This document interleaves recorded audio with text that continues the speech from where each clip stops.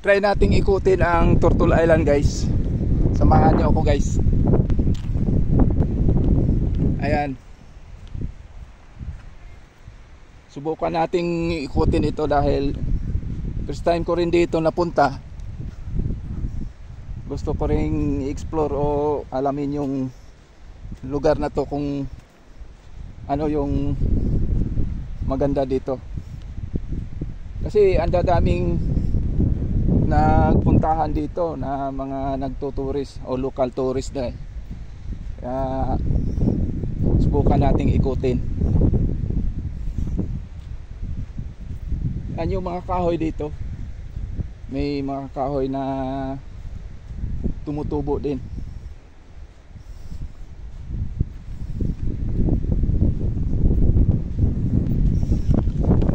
Yan yung buhangin dito, maputi. Di lang gaanong malinis dahil wala pa masyadong nagmi-maintain dito na maglilinis. Yan, may mga bangka dito. Yan. Ikutin natin to hanggang doon. Pasukin natin hanggang gitna. Ano yung meron.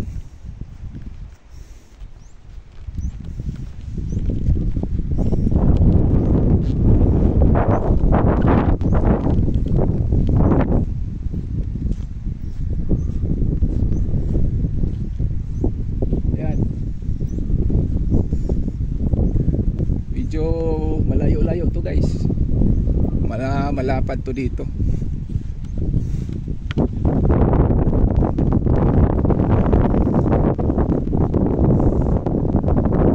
May bangka nakatali.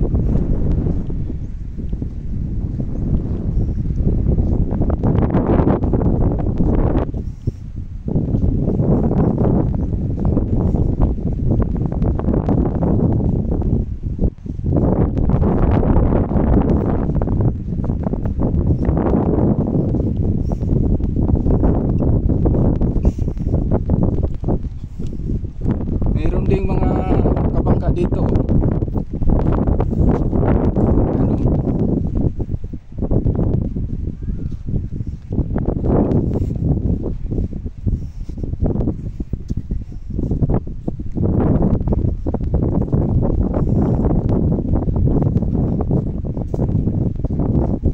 Malamang mga dayuhan din yan dito.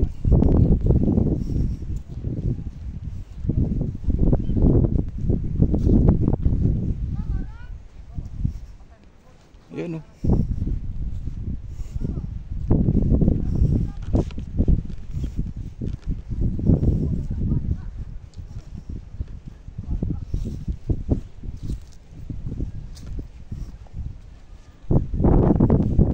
Ayan, bangka.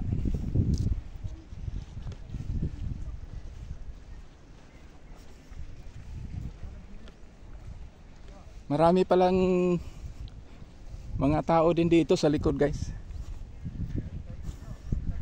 Ayan o. Nangunguha ng mga seals. Seaweeds. Ayun mga kinukuha nila. Ayan o, may mga tent din dito.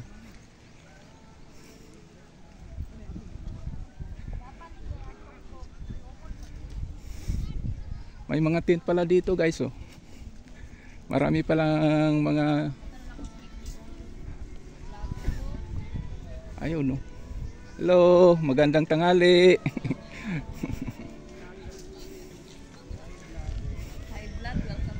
Welcome. Ganon yun, ganon. Marami pala din tao dito guys. Ayan.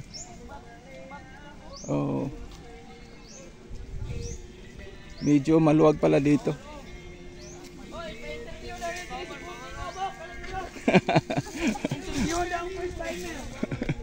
Naay baguhan.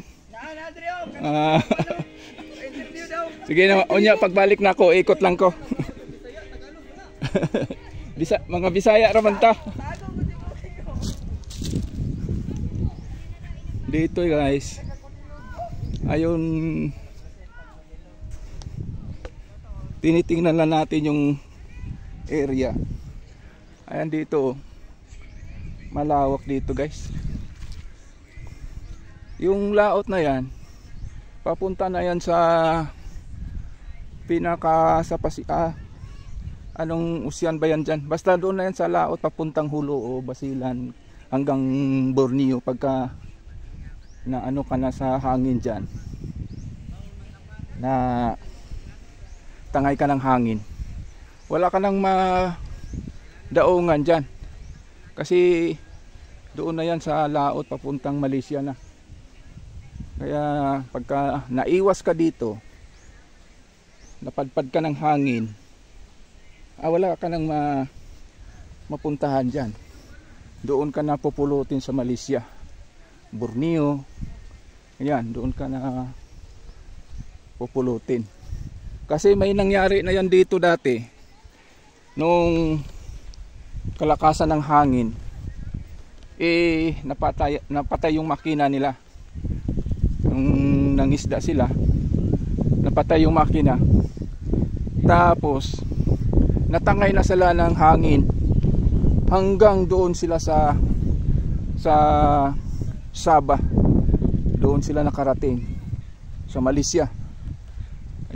Nung na-rescue sila, pinapahatid na lang sila dito sa bansang Pilipinas. May isang buwan silang nag-survive sa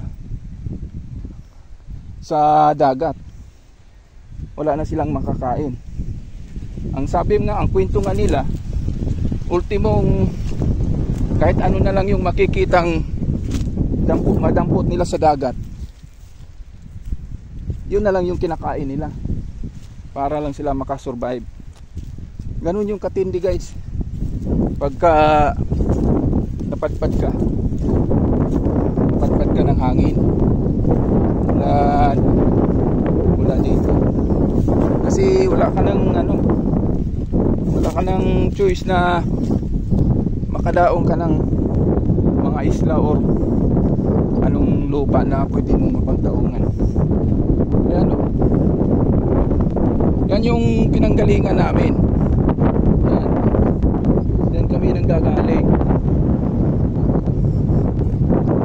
papunta dito. Tinatawid namin dyan, laot na yan, papunta dito. Ayan.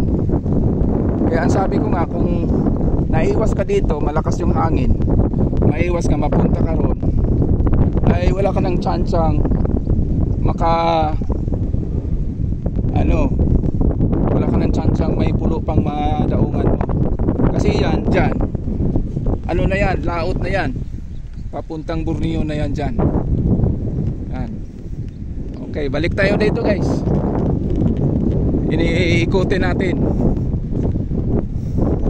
Sa estimate kong ito guys, ang lawak lang siguro nito ay nasa 1 hektarya o mahigit. Kasi mabilis lang po natin naikot eh. Mahigit siguro 1 hektarya yung lawak. Hindi ko pa nasubukang puntahan yung gitna dyan.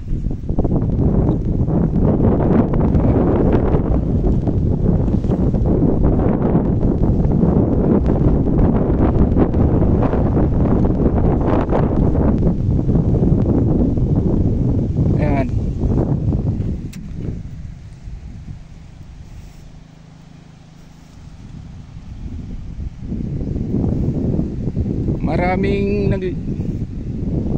nagsusiming sa likod.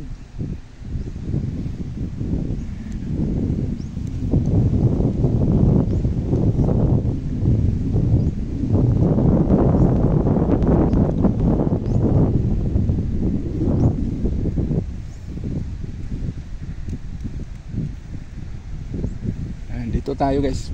Ayan.